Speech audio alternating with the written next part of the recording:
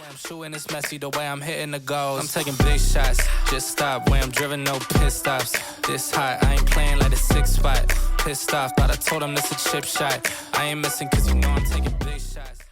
And after far too long away, the gurus are back. And if you're thinking, Xavier, why do you look a little green? Well, my streaming lights decided to not work before we started doing this today. And if you're like, wow, Mike sounds a little odd, it's because he's dealing with a cold. So everything was stacked against us before this podcast. But guess what? We're here. So, Mike, how you doing? I know you're a little bit under the weather, and I know your football team has seen far better days. But besides that, how are you doing? I'm doing good. I mean, look, we're battling through adversity right now. My football team is 0-3. My college football team is 1-3. I've seen better days as far as a football fan, and as far as health is concerned. I've been busting through some cough drops recently, but that is not going to stop us from powering through this episode. Absolutely not. We're here for a reason, and it's to talk about the NFL perception temperature check, which is just my funny way of saying, look, before the season, we had a plethora of takes that we spilled out on this very program, and now we're going to see, how they're doing. And some of this goes beyond this very program. Some of this is my writing and just me and Mike talking.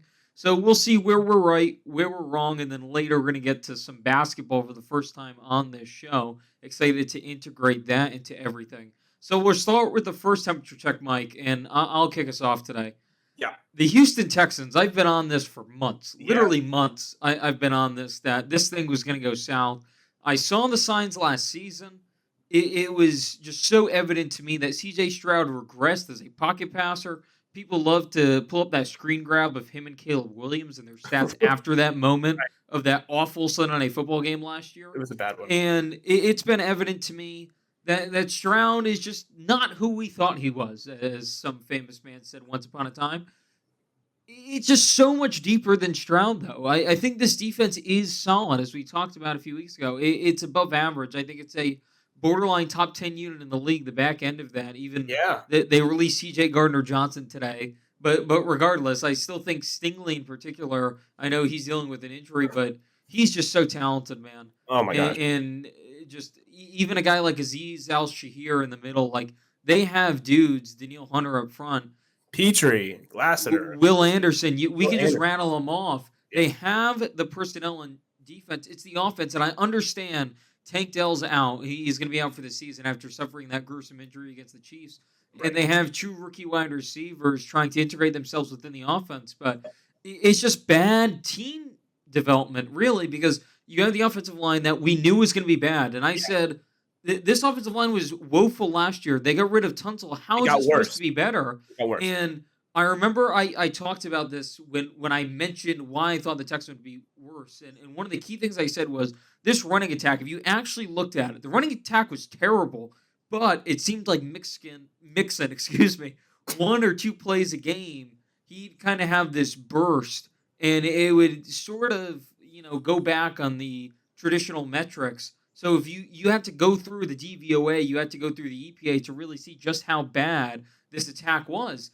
And Woody Marks and Nick Chubb are just not getting it done right now in the backfield. So you have a quarterback struggling with confidence. The wide receiving core has taken a step back because, of course, Tank Dell's out, and you're playing some rookies in that position.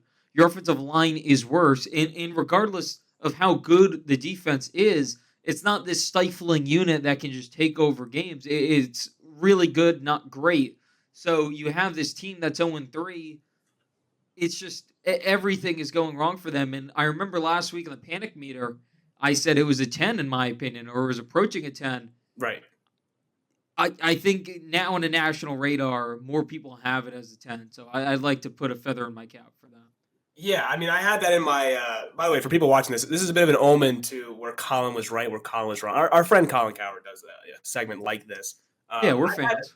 We're big fans. I had C.J. Stroud overall in where I was wrong, because I think we both knew the Texans offense would struggle.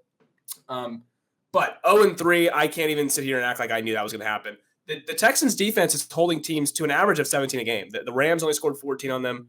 The Jags only scored 17, and the Tampa Bay Buccaneers scored 20 at the last second. So they're averaging 17 a game defensively. You should be able to win one of those three games. You're 0-3, and your defense is only giving up 17 a game.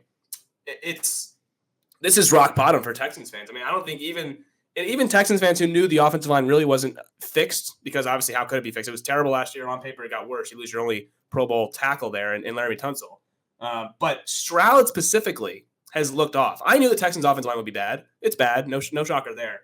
But Stroud, to me, is, I mean, I had him ranked, I think, 8th as the 8th best quarterback in football. I can't really, I have to retract that statement because he's missing layups. I mean, I've seen top 10 quarterbacks deal with makeshift offensive lines before, but it doesn't look this bad. And again, I know it's Nico Collins and a bunch of, whatever else, but 0-3 in this wonky division. I mean, you mentioned things are going south, no pun intended. They're in the south, and, we can, the Titans are a mess as well, and the Jags have their own issues, kind of going on as well. I mean, it's just, I could not believe it got to this stage. I was not as super panicked as you because, losing to Tampa Bay and LA, not a big deal. You lose in the last second to both teams, but losing to Jacksonville, only scoring 10 points is just against this defense for the Jaguars, who don't have the best personnel. They're playing better this year, but this is a panic meter 10. That's a wrong for me. That one I was way off on. I thought Texans would at least control this division for the most part. They're 0-3. They're 3 games behind the Colts. Who would have thought that? 3 weeks ago. I remember I brought it up, at least in a group chat and potentially on this program.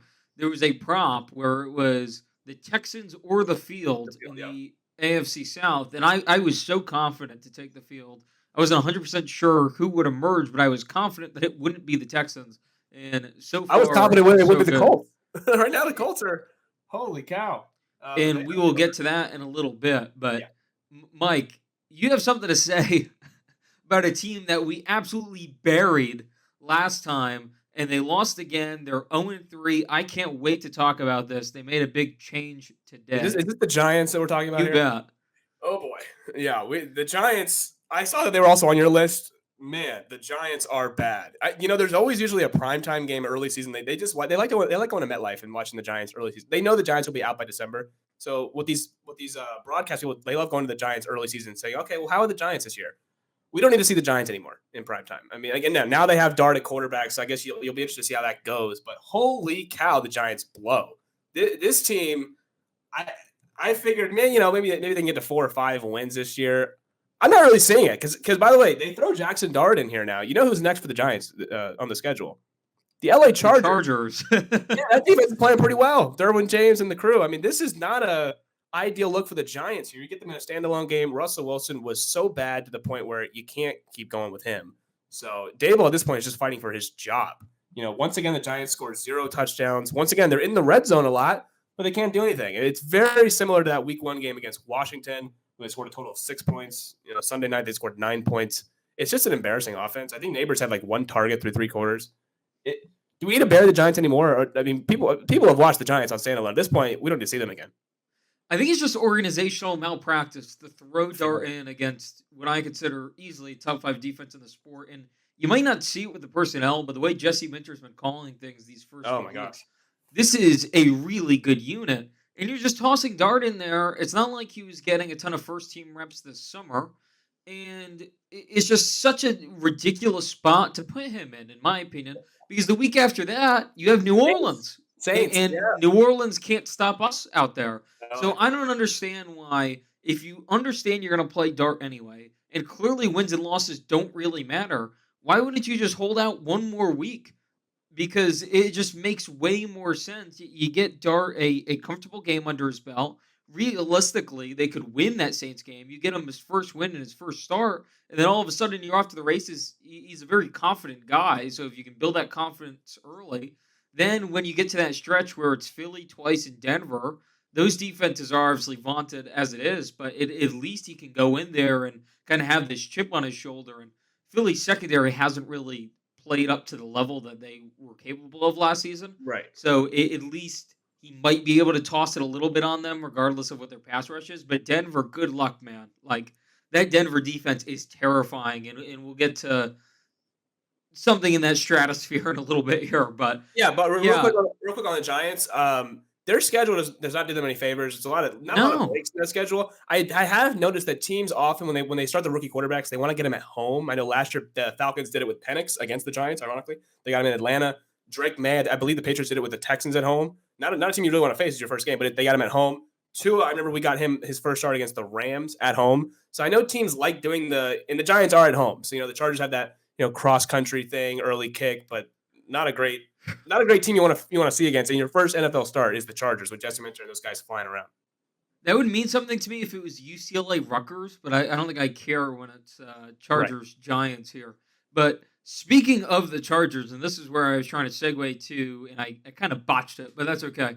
This Justin Herbert and Jim Harbaugh thing, I was on this last year. I was one of the only people that I can recall that was adamant that this team was winning 10 games last season. And part of it was the Justin Herbert thing that I have going on. Of course, we're both Oregon guys, but regardless, it was more of my appreciation for Jim Harbaugh, who I think is a true evil genius. And as we alluded to earlier, we're fans of Cowherd. He mentioned on his program that he's the best football coach of all time recently. I might disagree with that, but I do think there is a case that Harbaugh is truly finally getting his product on the field. I mentioned Jesse Minter's defense earlier. They are playing way above the sum of their parts, and offensively, they are too, but a lot of that has to do with this Herbert ascension, which has been unbelievable to watch unfold. He really turned into MVP Herbert at the end of that Denver game. It is one of, if not the best quarterback performances I've seen this season, and it's not necessarily a numbers thing. We've seen gaudy numbers from the likes of Daniel Jones and even the aforementioned Wilson earlier. Like, you can put up gaudy numbers in a game, and that's one thing. The reason why it was so impressive is Nick Bonito was wreaking havoc in this game. He was unbelievable. And this Denver defense, from the likes of Fafanga just running full speed, Zach Allen was getting great pressure. John Franklin Myers in the middle was really impactful. And Herbert just went through it all. He went through, you mentioned us going through adversity. Herbert went through a ton of adversity throughout the end of that game, and he was just getting buried in the pocket, and he was taking some rough hits. And again, he was able to step in there and make key throws, just unbelievable reads. The throw to Allen that's all-time stuff. That's historic stuff. If he can sustain that level, not only is he going to be in the MVP conversation, this is a front-of-the-line Super Bowl contender. It's not that they're just on the precipice anymore. They are truly in the short list with Philly, with Buffalo. You can throw Baltimore, you can throw Detroit, you can throw Green Bay. You can play with those teams, but they are in that upper echelon of this team has to be taken incredibly seriously, particularly when it gets to playoff time, because the way they're playing right now travels. It's Justin Herbert turning into a god, and it's this defense that is, again, like, it might not look dominant in the way Denver's does, where it's physical, it's impactful, but they're just so smart. They keep everything in front of them. They really limit explosive plays, and even when there was threats of, plays down the field against Denver, they hit one to Sutton. There was a few to Mims, Knicks couldn't hit, and we think of that on a Sunday like, wow, that quarterback missed it. But I think some of that has to do with knowing the personnel. And the Knicks routinely overshoots those kind of balls. He does it all the time. Yeah. He's done it since he was at Oregon. So that is part of a strategy, in my opinion, to an extent. So it's just everything they've done this year has been flawless. They get the Giants. They should be easily 4-0, and then stuff picks up a little bit. They get Washington the week after that. So we'll see. Obviously, they have to play Kansas City again. They'll have to play Denver again. Those are two very tough teams. On the road, that match up well with them on the road, of course, yes. So we'll see how it goes. But right now, Mike, this is a Super Bowl team. Like, it truly is. I think it is. That's another one. I'm wrong about that. I was wrong about that. I thought the Chargers was an under this year. I had them on one of my under locks. I really just thought that they, and they're not charging it up. I think you mentioned it on Sunday when we were watching the game. I think you texted, you said, this is a game routinely the Chargers would always find a way to lose by 3. And we knew it would be a 3-point game. That was kind of setting up the whole game for, a game-winning field goal on either end. I'm still shocked that Denver's 1-2, and losing back-to-back weeks on game-winning field goals is demoralizing. They don't feel like a 1-2 team to me, but they are. The Chargers, 3-0, and they're beating good teams. They beat the Chiefs in a one-score game, which nobody really does. And they beat Denver at the Horn, and it felt like Denver was the better team for stretches of that game. I mean, it looked like they were going to win. If Bo Nix hits one of those deep balls, it's a game of inches, so I get it. But the Chargers just found a way to win those games, and that's not usually what we say with the Chargers. So I got to give credit to Jim Harbaugh.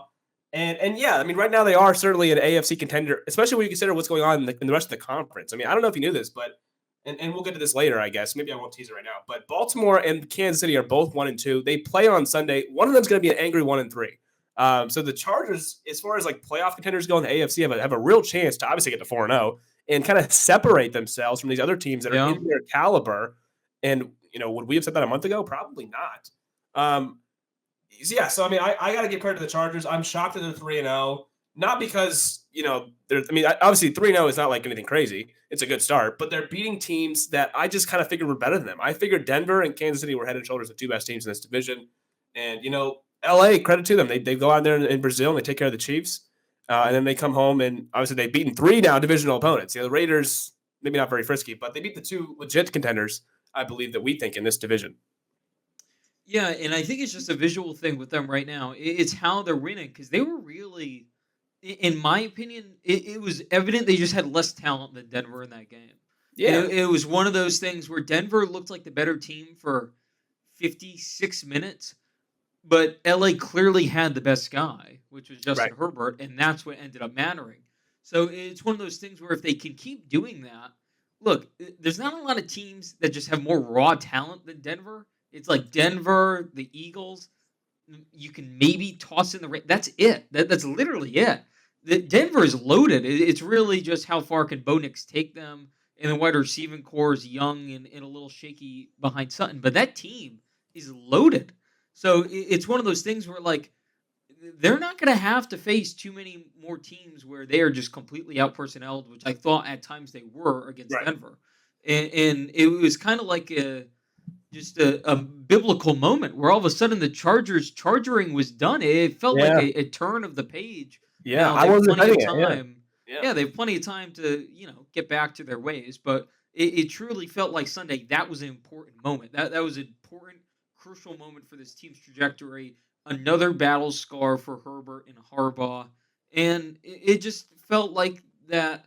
All of a sudden, this is a team that could really win this division, which I kind of thought after the Chiefs game, but it really kind of solidified that thinking for me. And Mike, I know you have the Chiefs on here, so let's talk about that because they get the win over the Giants, and it wasn't the most impressive victory I've ever seen for a team facing 0-3 in the face. And again, never for a second in that game did I think the Giants really had a chance, but this Chiefs team really just needs to have a prove-it game. And I don't think Sunday was, but you have something a little deeper on them. I had the Chiefs in where I was right category because I mentioned in my over-unders, I had the Chiefs going under. I believe their over-under was set at 11.5. The Chiefs last year, I don't know if people know this. I've harped on it. They were 10-0 in one-score games last year. That was in large part to their 15-2 record last year. They were undefeated in one-score games. The 2 games they lost were by double digits. They took it right into the playoffs with them. They beat Houston by, I believe, 1 score, and they beat Buffalo by, of course, 1 score. So they were unbelievable in one-score games last year. Then they get shellacked in the Super Bowl.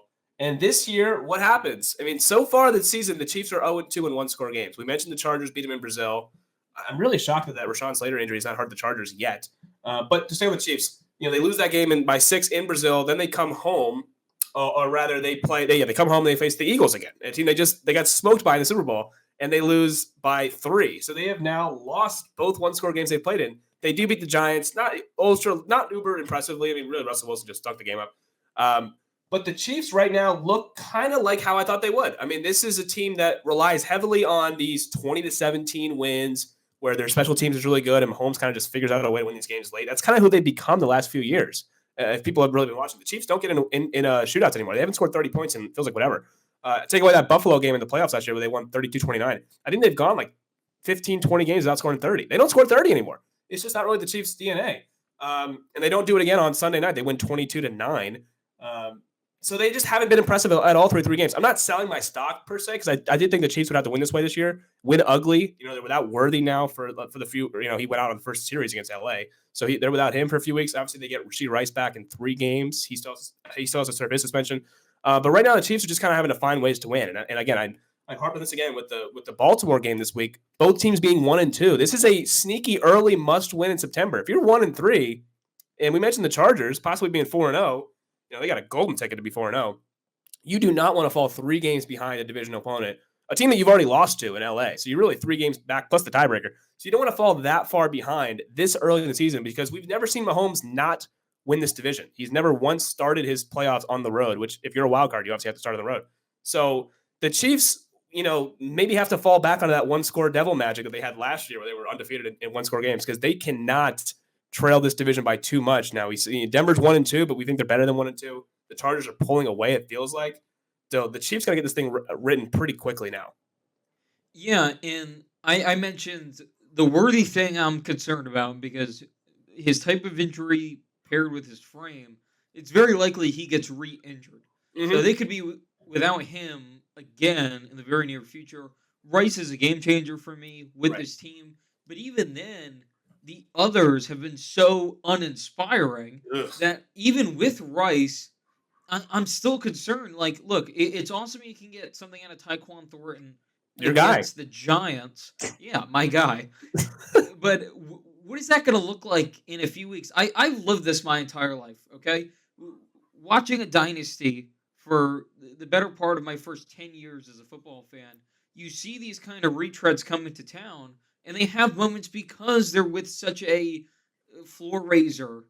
Of course, I'm talking about Tom Brady and now Patrick Mahomes. Right. The likes of Nelson Aguilar, just Philip Dorsett. There's guys that come in that just have good weeks that you're like, how in the world did they just have a good week? Because they're with these floor raisers that are able to not only get them open, they're with an offensive system that can scheme them open. Juju Smith-Schuster is the guy I think about with this offense. He's like the Philip Dorsett of this, Yeah, and it's so obvious he still stinks, but again, they help scheme him open, and they find the spots in the zone for him to sit under, and he is a physical guy. He can break some tackles after the catch point, so he still has a use. But again, on any other team, when I like these guys, no, not really.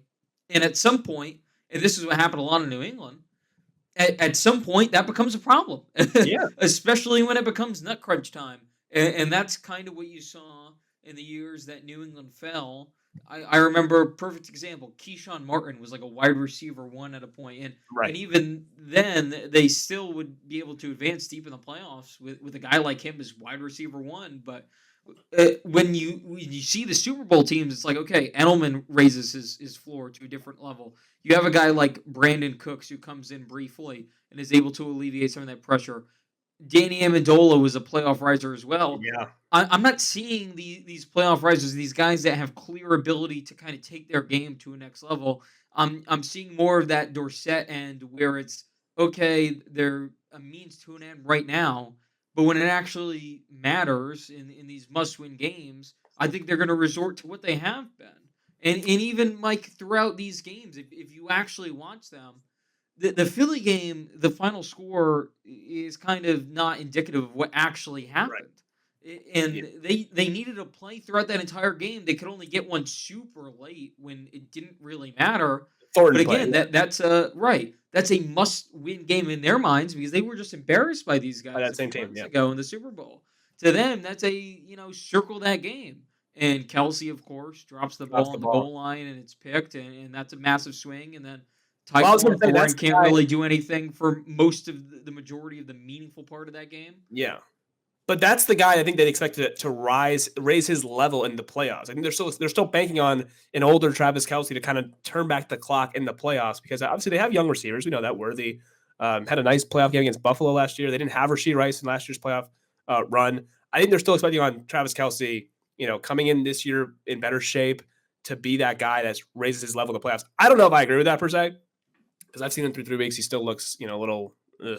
But maybe he raises his level in January and we see a different Chiefs offense. But right now, it feels like they have to win this way, which I don't know how sustainable that is. I really don't. He has his moments here and there, but it's so evident that obviously he's not the same guy. But it's so evident that they just need more from him, and I just don't think they can get it. And again, not to go back to the Pats dynasty, but there's so many parallels here. That 2018 AFC Championship game. Gronk looked like he was a traffic cone for much of that season, and then all of a sudden, in that one game, those 3rd and 10s, those slants, he kind of turned it on the last time they really needed him to turn it on. So I guess the greats just do that sometimes, and that's what they're banking on. But for me, this team is not nearly as deep as that 2018 Pats team where they were led by an incredible defense. Brian Obviously, Flores. Brady was awesome as well, but By the way, that Brian Flores defense held the Rams to 3 points. So exactly that high-powered Jared Goff offense that McVay that was like the McVay revolution here, really. 18. Yeah. It just the Chiefs don't have that personnel. B, they don't have the scheme right now, even with how great Spags is. And C, I just don't think they have the path either, because that AFC was relatively weak outside of Kansas City.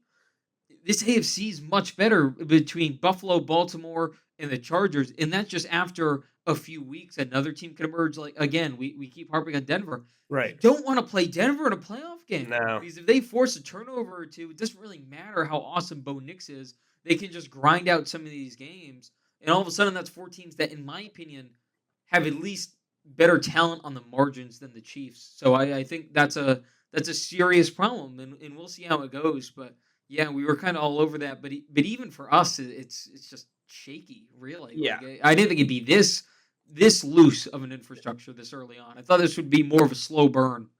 No, I think that the Giants game was, to me, a get-right game for their defense because we knew the Giants stunk. So I was like, okay, Spags, this is the time to kind of get the Chiefs, because the Chiefs defense really couldn't stop the Chargers in that game in Brazil. And then when it really came down to they needed to stop against Philly, they couldn't really do that either. So this was a get-right game for their defense. I will say I would change my tune on the Chiefs if they go in there and beat. Well, I should say they play Baltimore next week at home. But if they beat Baltimore and they get the Ravens to 1-3, that's a big. Mike, you know what? What if the Giants just had a kicker? Would that game have looked a little different? I think it really would have looked a little different, and we would have been singing even a different tune, because I think they knew that they were so hyper aggressive, just trying to get the ball in the end zone, obviously, which is the goal of football. But regardless, it was evident every time they crossed midfield that they were just gung ho, just random shots down the field. Oh, Russ! If they knew, if they knew they had the luxury of taking 3 points, perhaps that puts a different pressure. And again, the outcome we knew would have been the same, but regardless, we could have been even further concerned, I guess. Right. I think that if the Giants knew they could settle for 3, I think they would settle for 3 7 times, and they'd still lose the game. Because I don't think the Giants were ever scoring a touchdown last night. No. The second they got in the red zone, I was like, okay, the Giants aren't going to do anything.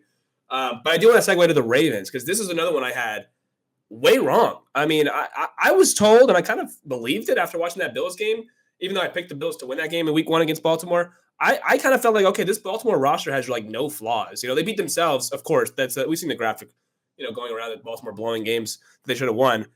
I don't know about Baltimore right now. They're 1-2. They got a trip to Arrowhead on Sunday.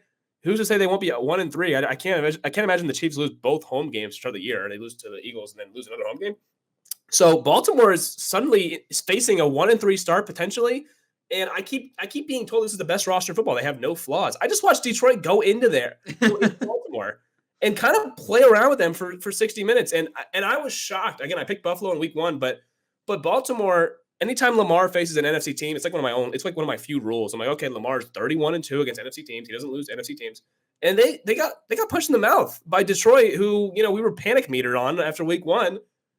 I don't know about Baltimore. I'm kind of out on them as like the best roster in football, head and shoulders. I kept hearing that they're the best roster. This is the best roster outside of Philadelphia. This is a team, you don't want to face them in the playoffs.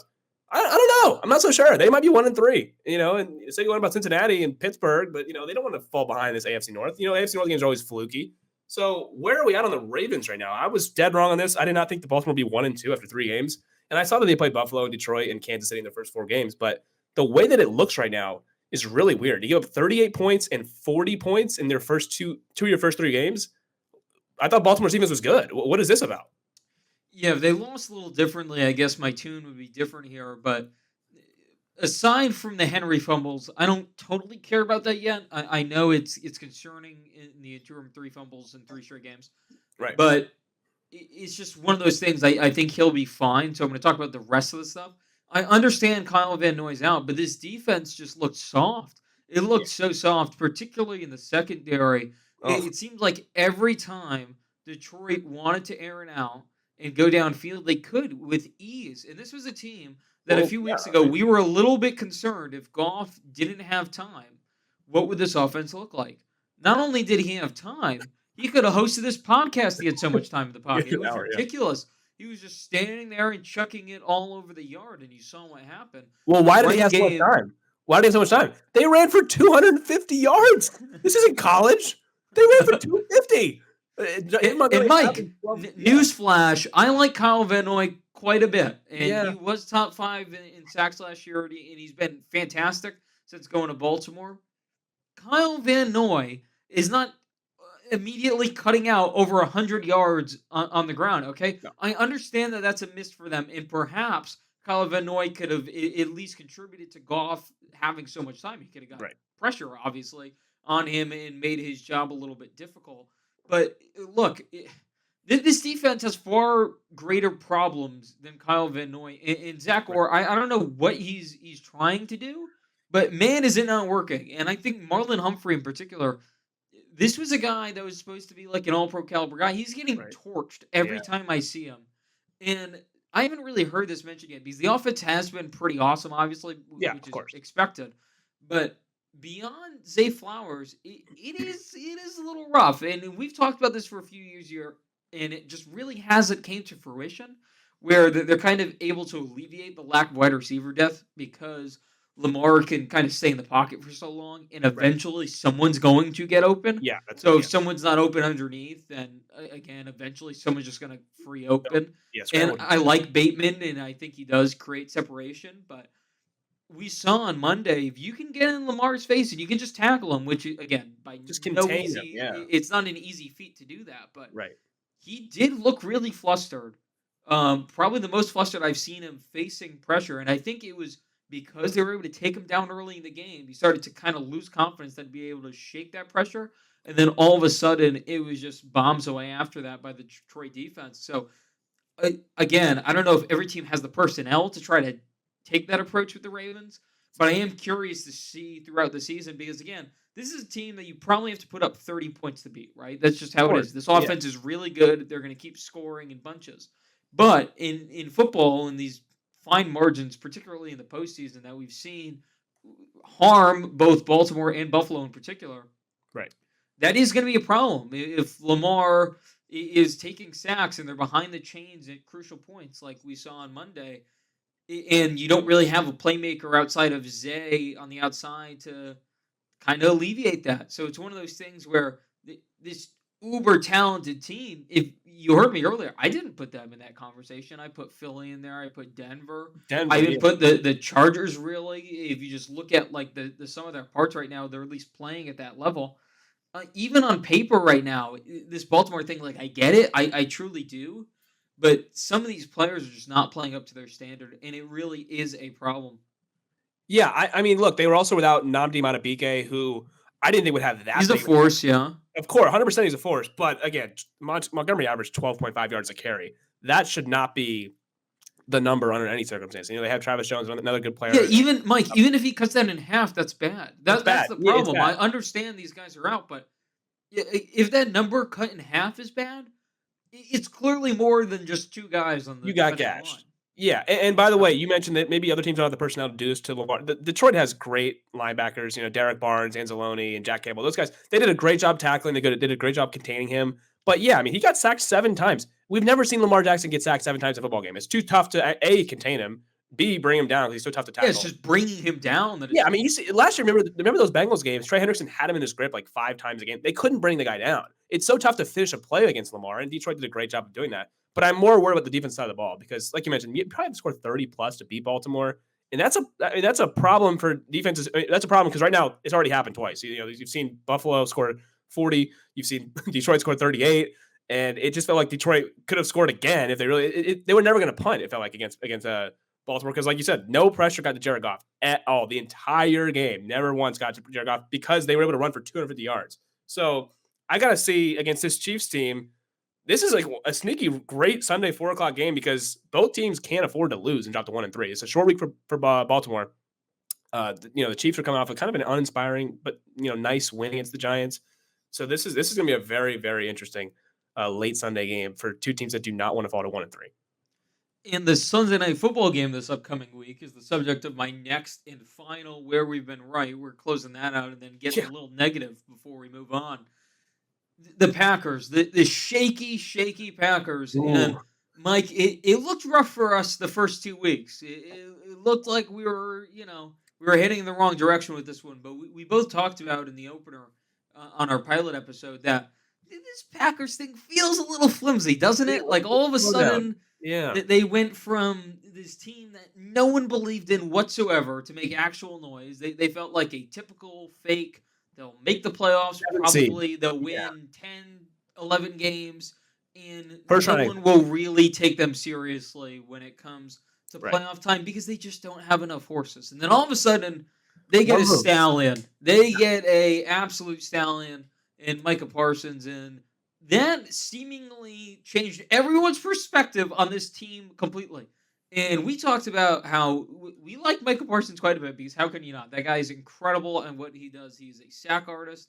He is a force off the edge. But we just wanted to remind everyone that, look, there's more to football than just adding an awesome pass rush. What about the rest of this team, particularly on offense? We were like, hey, did you forget this? And Mike, they put up an absolute stinker at home against Cleveland. Even us, we thought this team was shaky. We couldn't have foreseen this. No. I had to rewatch the game. It was not on my radar. I remember I had 5 games on, Mike. I had 4 on the TV, 1 on my computer. And I remember there was like 6 minutes left, and I saw the score. And I was like, okay. That's 10-3. Yeah, and I thought that was a little weird. I didn't really care much about it. I was like, okay, I'll rewatch it later. You know, their win. They're up 10-0, whatever. Yeah. And then all of a sudden, there's a flash in one of the games that it was 10-10. And I was like, wait a sec, I have to pay attention to this now. Yeah. And then I turned it on, and I watched the closing sequence. Unbelievable how they just laid such an egg like this on the road against Cleveland. It's just one of those things where, look, I wasn't super high on this team, but even I had to admit the dissection of Detroit and what they were able to do in that game in particular, and then even against Jaden Daniels, that was pretty good what they were able to do with him. And again, that's a short week game. Those are always weird, but that's still 2 games against 2 really good opponents that they were able to just kind of wipe their hands with, and it was no big deal. So it's like, okay, did I have this wrong? I'm not sure yet, but I'm gonna keep going the next few weeks, and then all of a sudden they do this. And Mike, I brought up last week that I thought the Browns had a plan. I really thought they had a plan, and they're executing that plan pretty well. And what do? Oh boy! They mess around and they found out because they win in that incredible fashion. But Mike, sticking with the Packers for now, and we'll transition to the Browns in a second. This is inexcusable. They had so much you-know-what of their you-know-what that I think perhaps they just thought that this was easy. That they forgot what this was all about. And I think that's a fine take to have. But my take is far more serious than that. Jordan Love still hasn't really proven that he's good. Like, we're still going to do this whole thing.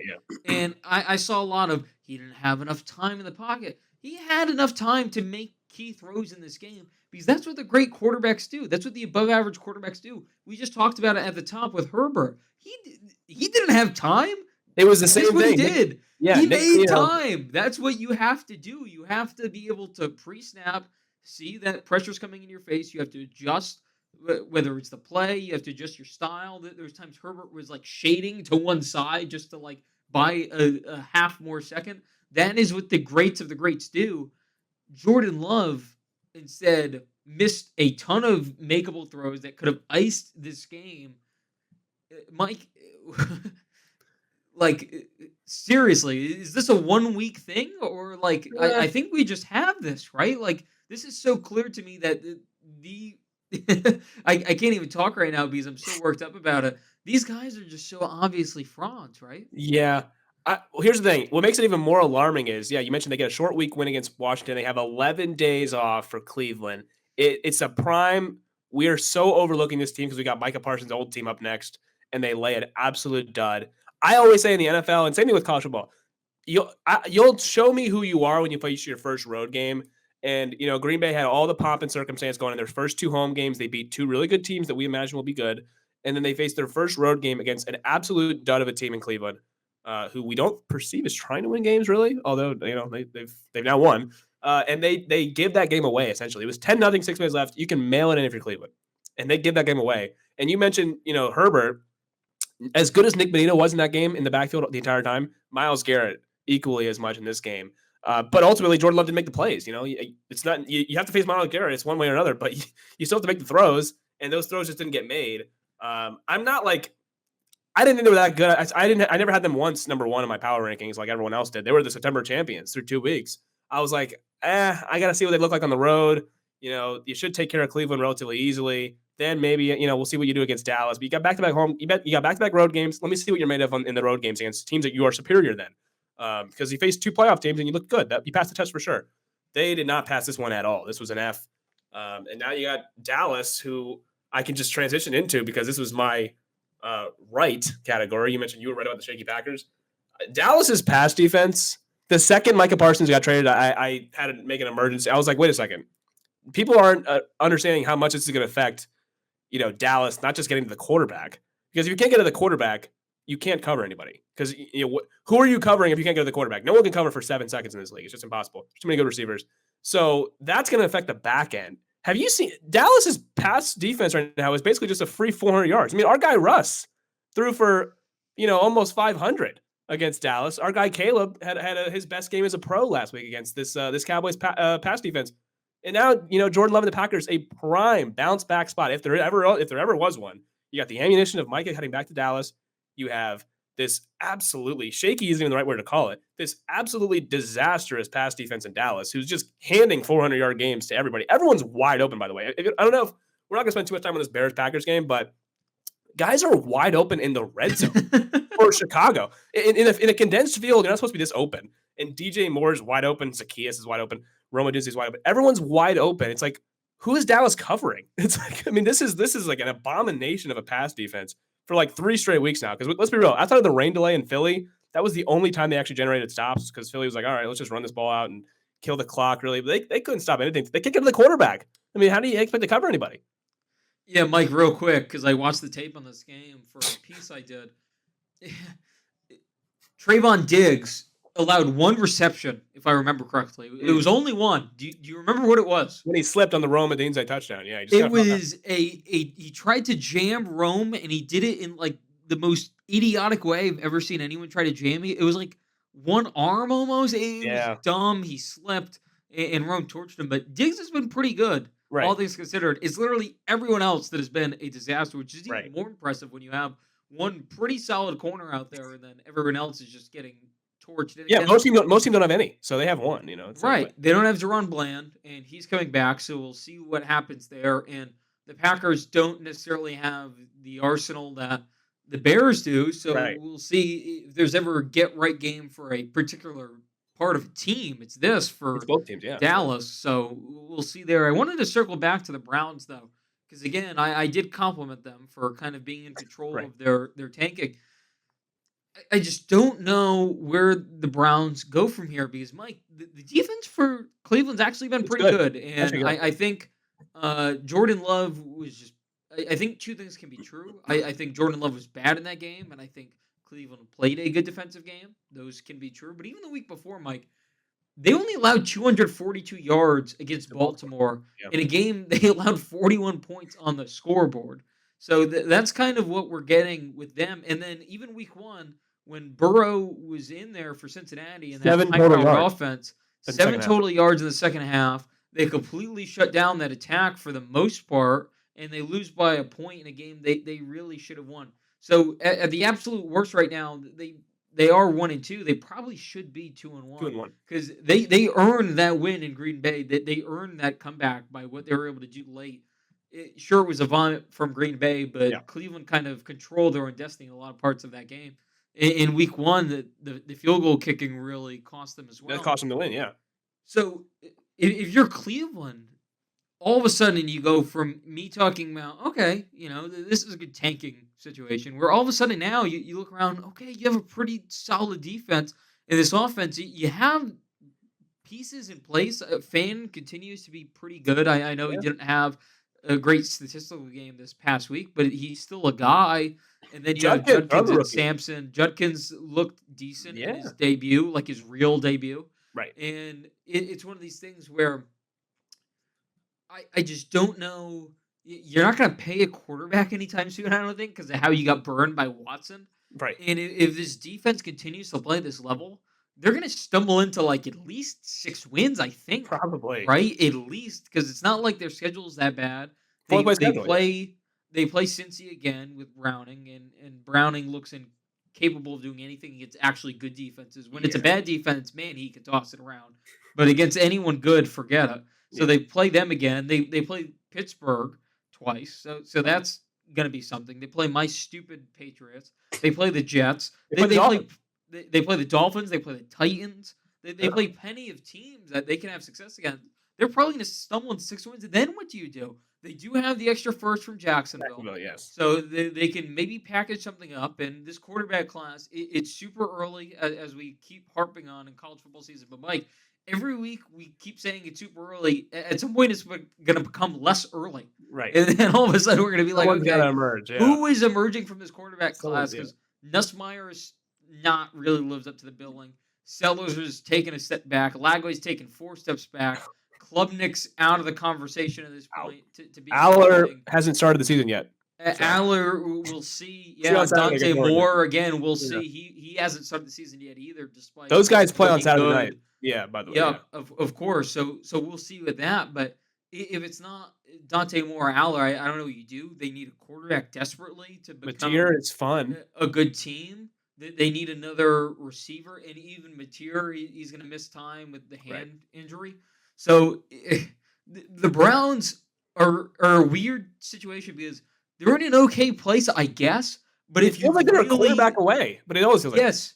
But if you really think about it, that's kind of a terrible place to be because you don't really know how to get to the finish line. You need some more offensive juice, and you really need a quarterback. And I just don't know how they're going to get one if they plan on stumbling into these wins. Yeah. If you're going to stumble into wins, I mean, we see it happen all the time. The Giants stumble into a win with Drew Lock last year, and they miss out on Cam Ward as a result. So, if you're going to keep stumbling into wins, this actually inherently hurts your plan if you are indeed trying to look for that franchise difference-making quarterback. So, ultimately, Cleveland maybe not doing what they're supposed to be doing.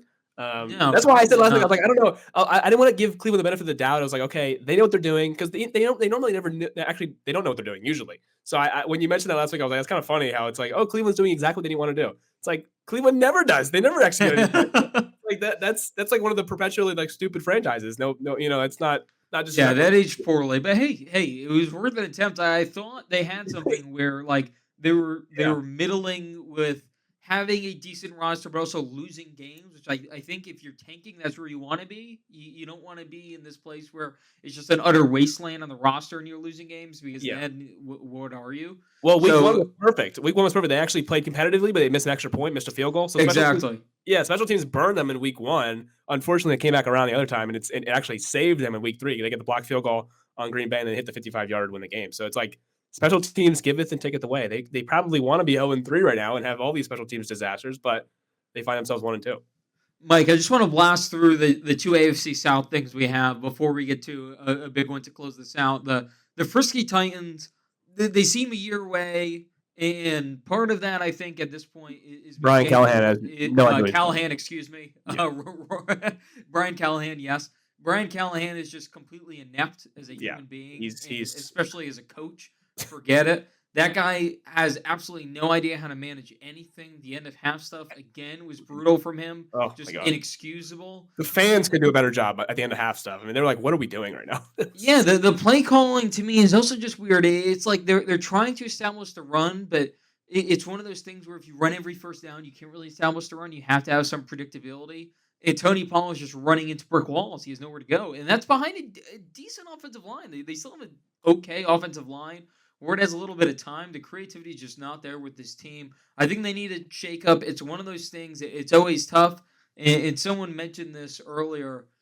You really need your GM, your coach, and quarterback all on the same timeline because this happens so frequently where you hire the coach before you get the young quarterback. Yep. You replace the quarterback, and now all of a sudden you have to replace the coach. So now next year it's going to be a new offensive coordinator, a new coach for Cam. Happens every time. It happens way too frequently. Trevor Lawrence, Urban Meyer, Caleb Williams, Matt Eberflus. How many? Baker Mayfield, every single head coach. Drake May.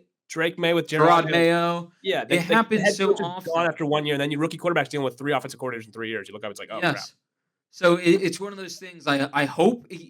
I think, in my opinion, it messed up Mariota's tenure at Tennessee. He had, I believe, it was like 5 and 4. He had like more than the amount of years, so that was a problem. Baker did too. He had like 3 Baker did as well. So it's one of those things where I think that can mess guys up. Hopefully, it doesn't mess up Ward. But right now, I'm concerned about that team because I still think if you watch them, they still have the guys where I think they can be competitive in these games. It's just the other stuff. It's the scheme. It's the creativity. It's the coaching. It's just McDaniel's just so bad. Callahan, excuse me. I keep mixing those former Ravens up for whatever reason because I thought they'd be inverse with how good they are, and now I'm wrong on that, and it's just totally throwing me off the track. By the way, how did Will Levis and Brian Callahan even muster up any wins last year? Is my I don't know, and we talked about how, like, if the quarterback play is just better, which it has been to an extent, they should just stumble into wins, and they seemingly just can't do that because of how inept Callahan is. And again, maybe he was more of a problem than we gave credit for.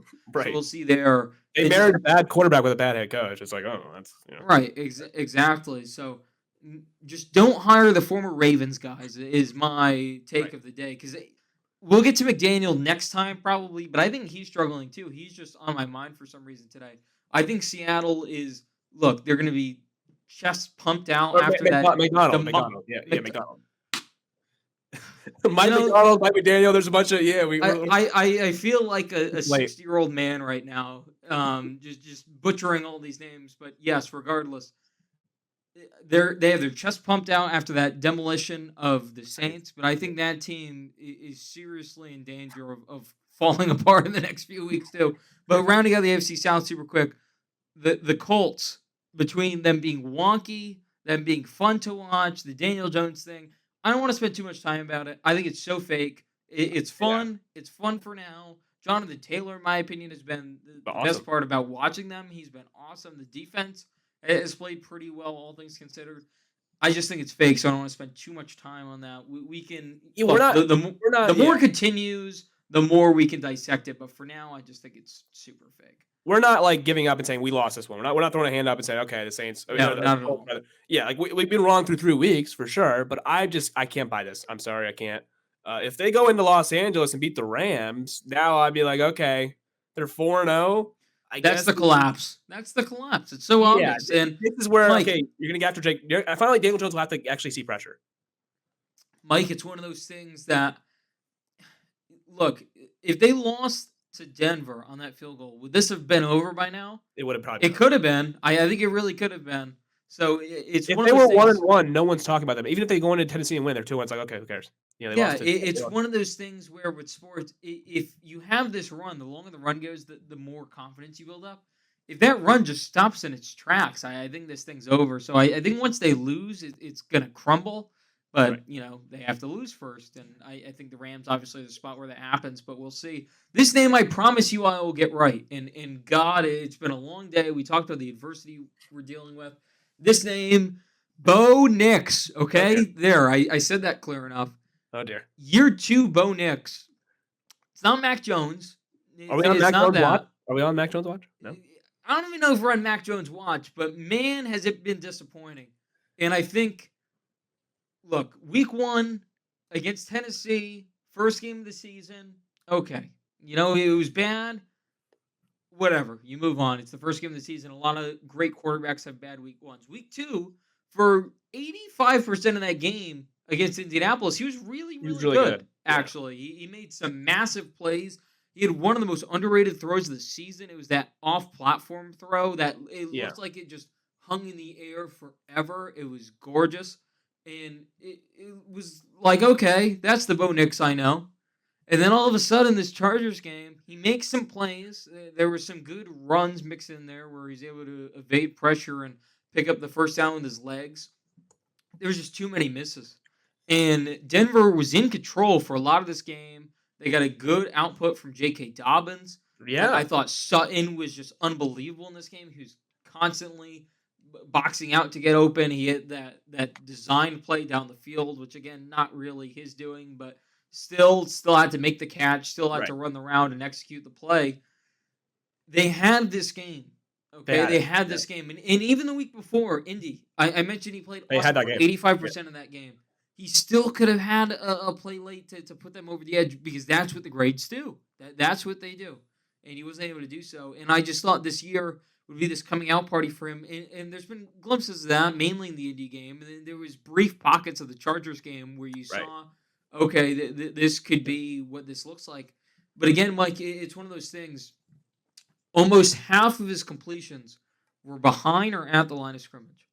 That's not good. That is Aaron Rodgers-esque. And Aaron Rodgers is 41 with stone legs. Yeah. Okay? He has an excuse. Bo Nix doesn't. And look, I'm not expecting people to think like, oh, Bo Nix was going to be this MVP guy. I think he could have been this year. And look, there's plenty of time left for that to happen.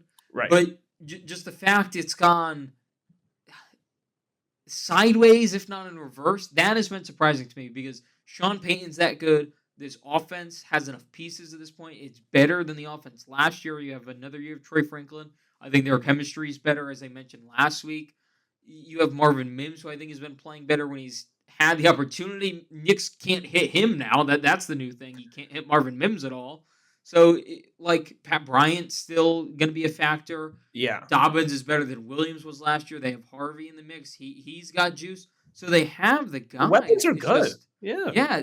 Like, what is going on with this guy? Because it looks like the concerns people had are coming to fruition. But last year, it looks like he burst through those concerns, and all of a sudden now they're back. So, like, what is happening here? The narrowest of margins in the NFL from being 1-2 and 3-0 are a leverage call in week 2 and Bo Nix missing a throw by an inch is literally, I mean, so you're not wrong about Denver. They could just as easily be 3-0 as they are 1-2.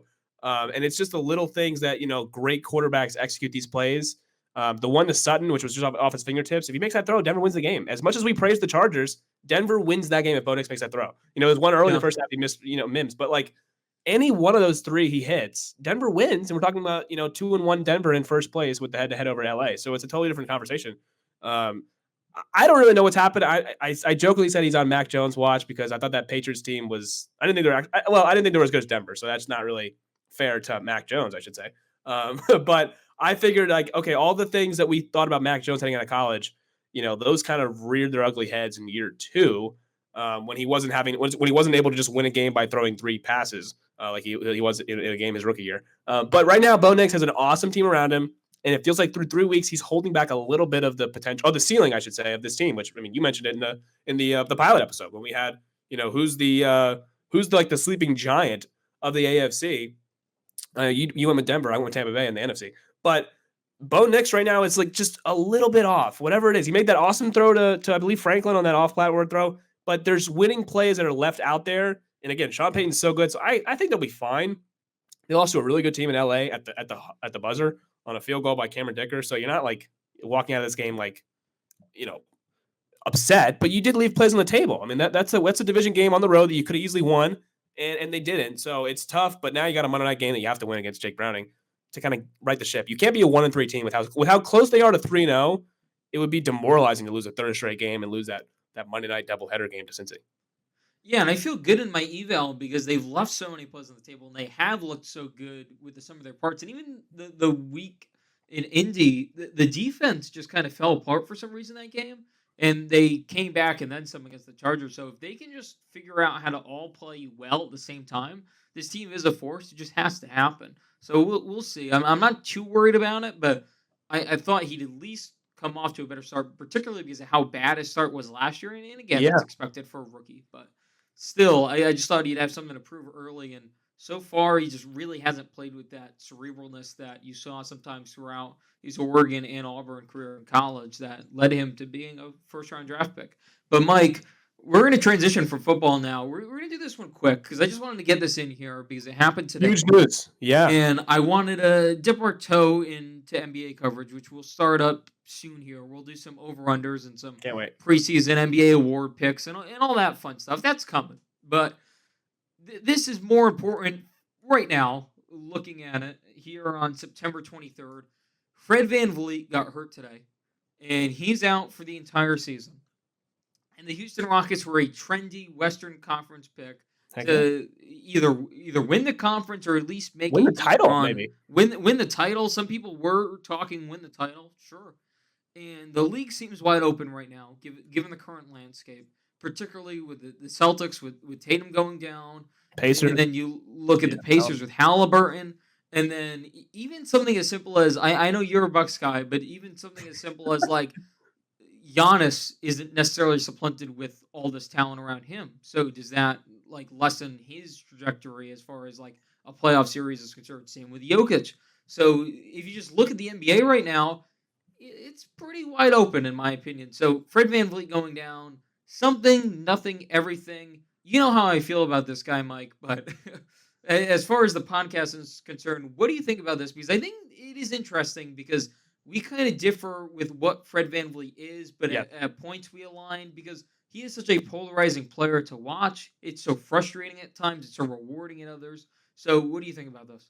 I think it's something and it's bordering on everything. I really do. I'm not the biggest Fred VanVleet guy, but I feel like with this team, they need him. I mean, they flat out need him. I mean, you bring it like last year. I mean, you could argue they go to 7 with Golden State. They maybe don't go to 7 if Fred VanVleet didn't get on a heater for that 1 week in that Golden State series where he like couldn't miss a 3. And I just think overall for this team who kind of lacks that. I mean, this is a guy he's got finals experience. He's a champion. I mean, you bring in a guy like Kevin Durant to take the pressure off of other half court. I mean, the Rockets half court offense last year was really, really embarrassing, and it showed in the playoffs in a first round series. I said if it goes to 7 in a game 7, the game slows down and you need half courts bucket getters, and Houston just doesn't have enough of those. So less pressure on Fred VanVleet this year for Houston because you bring in a guy like Kevin Durant who can kind of get you a bucket when you really are struggling and going on scoring droughts. Now you don't have a point guard, and that kind of concerns me. I know people are talking about Amen Thompson maybe can flourish in that role. He can't shoot. People are saying bring in Russell Westbrook. Newsflash, he also still can't shoot. So, I haven't seen that, but I'm glad you brought it up. I've seen it on Instagram. I mean, these are probably just trolls on social media, but they're like, "Oh, sign Russ. He's still available." Like, this is just the casual or basketball people that are saying this, not actual like media people or actual reporting. But nonetheless, like their backup point guard is Reed Shepherd. He's the only guy that can shoot as far as like a point guard who can also shoot. Like I feel like the value that Fred VanVleet brings as far as a shooter who is also a point guard who can take that ball handling ability away from all the other guys is super important for this team. And again, like I said, he's got finals experience, which certainly Reed Shepherd does not have, or anyone behind him has. So I think the Rockets for me were on that short list of 3 to 4 teams. I did my title pie a couple months ago, and I had the Rockets as the third highest slice of the pie. I'm not sure I can say that today. I don't think they're one of the 3 or 4 best teams in the league anymore because you lose an integral part of your roster. I mean, right before the season starts. I mean, this time last year we had that splash Knicks Timberwolves trade, and we were like, how are we on the Wolves this year? And we were kind of flirting around the Wolves all until December, January. But I don't know with Houston right now. Is it too close to the season for them to kind of like, find a resolution or like solve this? Because you hate injuries at any time. Obviously in the playoffs, it hurt Indiana, it hurt Boston, so on and so forth. But to have an injury right before the season starts to one of your integral players on this team, with him and Durant having finals experience, with Jabari Smith, we like who might maybe emerges, with Şengün, with Amen Thompson. We like a lot of players in this Rockets team. They bring in DFS, Dorian Finney-Smith. So they got guys who have been in the finals before. And now you just lost one of those guys. So to me, it's something in a Western Conference where I like Denver and I like Oklahoma City, and we still like Minnesota. It could be everything in a playoff series against those teams. Yeah, so I haven't been a fan of the VanVleet experience on Houston because I think they treated him like a number 1 option, and he was grossly inefficient at that. And I understood his value as far as just being able to dribble the ball up the court. That was big for them at points. And again, when things got really tough, he was one of the few guys that he could at least create his own shot. Didn't go in most of the time. Not really, but at least he was able to do it. And they were such a good rebounding team. Even his misses were valuable because there was times where this team was just prone to airballing, and at least VanVleet could hit the rim, and then they would gobble up Mari someone could at least gobble up the offensive rebound, Steven Adams, right. And that was important for them. And I liked him a lot more coming into this year because, again, was he overpaid in too big of a role for himself? Sure. Yeah. But at least now he was the number 2 to Kevin Durant, and I thought that could potentially open up the floor to him. He'd be able to get some more clean looks. The pressure of not being that number 1 guy anymore wouldn't be as heavy of a burden on him, and he could kind of take a backseat, and that could help his development as an integral part of this squad. So now without him, you don't really have that second veteran intermediary, excuse me, that is so valuable to have on title contenders, especially teams trying to ascend to that next level. You mentioned, is it too close to the season to find a resolution? I don't think so. There's still trades out there. What are they? We don't necessarily What trades know, we made? because again, like, guys will demand trades. There will be sluggish starts to the season when they ultimately demand trades. Something can happen in the next few weeks where all of a sudden a situation looks different. A guy wants out. Whatever it may be, there's so many situations. They have the arsenal to kind of still make a massive move, because acquiring Kevin Durant didn't really cost them much. So they still have Shepard, Eason, Bari, They don't have Whitmore. They don't have Whitmore anymore. Picks. They don't have Whitmore. God forbid. They don't have Cam Whitmore. I don't know what they're going to do. But yeah, they have the 3 actual pieces that mean something on this team, Right, along with some picks. They could still easily create a good, enticing package. The Sengun thing's a little weird. He's coming off an awesome Euro Cup. Like, do they try him out again and are excited with him at the 5? Like, I don't know. They seem kind of like half glass full with him, but they don't seem totally committed with him as a franchise guy. So he could be on the move. Who knows with them? But they do have the pieces to make something happen. I just think, for me, they're going to need to make a move, because if they go into the roster with the current infrastructure that they have, unless Reed Shepard is ready to just ball out and be like mini Steph Curry, like, who knows? Or at least be like why can't Reed Shepard be what Jared McCain flashed for the first few months when he was in Philly healthy? Like, why can't he be that? He could be able to do that, and if he's able to do that, then all of a sudden, okay, that's enough. And but they even can add then, around the margins. but even then, like, it's more of a playoff thing for me. Like, I've seen like these young guys, they could be fine in the regular. They could buy you games in the regular season. That'd be really nice. But in a playoff series, when the rotation shrinks, you need guys you can count on. We liked Fred VanVleet in that role he had as a backseat driver, or not even a driver, like a backseat person. He was just a passenger. He was just a passenger. He was actually in the backseat. He wasn't like the actual front row passenger. He was just in Toronto making timely threes when he needed to. And in Houston, I liked a lot of these. Like, it's a deep team. It's a very deep roster. I liked their offseason a lot. I was like, hey, they bring back Steven Adams. They're still going to gobble up every offensive rebound. They bring in Clint Capella, who's not good anymore, but he has a role. Dorian Finney-Smith, they bring him in. So it's just like they had a really deep roster, and they kept all their young guys. We like Jabari. We like Reed Shepard to an extent. These other guys that are there too. But it's just like, in a playoff series, I would be careful, because all these Warrior fans, not to segue to them, but I kept hearing, watch out for Moses Moody and Jonathan Kuminga and all these other young Warriors who have actually proven nothing in a playoff series. Watch out for these guys. They're gonna make headway in a playoff series. Like, no, they're not. So while Houston has some nice pieces that I like, there's no evidence of them. Like, in a playoff series against Denver, is Reed Shepard going to hit 3 threes and swing the game? I don't know. I would bank on it. Probably not. Probably not. Probably not. So, like, Fred VanVleet, I've at least seen him do it. So in a playoff series and a 7-game series, when the half-court offense is a must, I just trust that. And without that, I mean, they say he's expected to miss the whole season. Maybe he back to the playoffs, possibly. It doesn't look like it, but it just, for me, it's in a Western Conference. Maybe in the East, this would be different.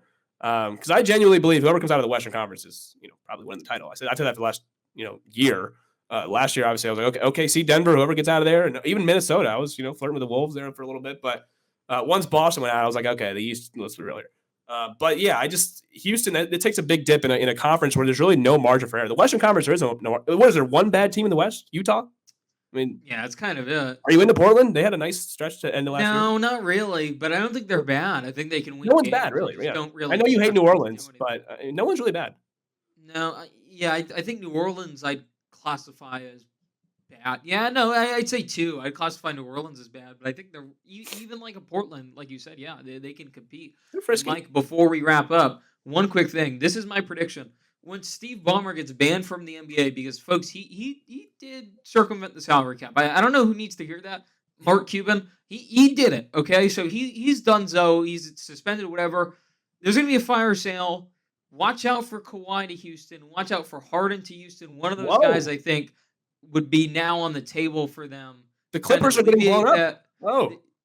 If Ballmer is axed, and the season will go sideways because of it. In my opinion, if your owner gets axed, like what are you supposed to do at that point? Right. Like there could be a fire sale, and I wouldn't be surprised if one of those guys becomes A, on the table, and B, shipped directly to Houston. So that is my prediction there. So there you go. Real quick, I'm a No. little insulted. We're not talking about Tyler Hero's injury. I thought that's the injury we're talking about. I was Fred VanVleet's injury. What about Tyler Hero? He's going to be taking Thursday. We can save that for the NBA preview. Right. Which again, there's going to be an NBA preview coming up.